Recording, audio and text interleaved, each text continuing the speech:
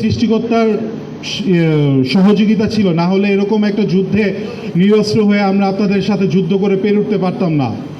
So আপনারা এতটুকু চিন্তা করুন যে সাধারণ মানুষ যখন একসাথে দলবদ্ধ হয়ে দাঁড়ায়, সো সাধারণ মানুষের কতটুকু শক্তি হয়ে উঠতে পারে। যতই অস্ত্র থাকুক আপনাদের হাতে, সেই অস্ত্র আমাদের সামনে সাধারণ মানুষের একত্রতা, দলবদ্ধতার সামনে কিছুই না।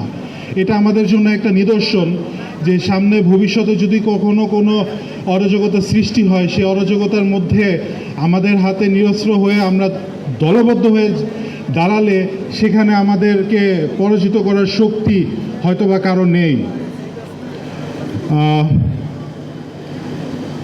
আসলে অনেক কিছু বলার নিয়েই দাঁড়িয়েছিলাম, বাট সামান্য এই অনাকাঙ্ক্ষিত ঘটনার কারণে আমি আসলে নিজের ভিতরটা গুলিয়ে ফেলেছি যে আমি আসলে কি বলবো। আসলে আমরা বৈষম্য বিরোধের জন্য, বৈষম্য কোটা বিরোধী আন্দোলনের জন্য দাঁড়িয়েছিলাম, বৈষম্য বিরোধের জন্য দাঁড়িয়েছিলাম, কিন্তু এখনও আমাদের মাঝখানে বৈষম্য রয়ে গেছে, যার কারণে আজকে এই ছোট্ট অনাকাঙ্ক্ষিত ঘটনা, যেটা আসলে কারো কাম্য নয়।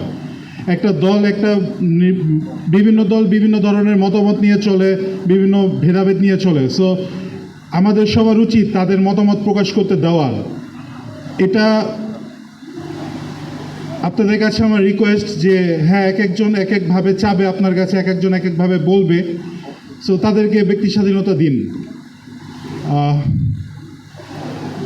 আমি আহত ভাইদের জন্য দোয়া প্রার্থনা করছি, নিজের জন্য দোয়া প্রার্থনা করছি, কারণ যারা আহত রয়েছেন আসলে তারা হয়তোবা আমাদের ব্যথাগুলো বুঝতে পারছেন যে আমরা কি পরিমাণ কষ্ট অনুভব করে বেঁচে আছি।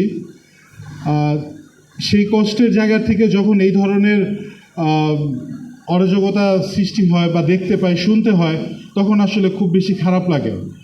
আসলে সেই পাথর দিয়ে মারার ঘটনাটা আসলে আমি খুবই নিজেই লজ্জিত। আমি দেখতে পাই নাই, কিন্তু আমি নিজে যখন শুনতে পেরেছি এই ধরনের ঘটনা নতুন বাংলাদেশে হচ্ছে, আসলে আমি তখন নিজে আফসোস করছিলাম যে এই বাংলাদেশের জন্য আমার চোখ দুটা গেল, এই বাংলাদেশটা আমি চাই নাই।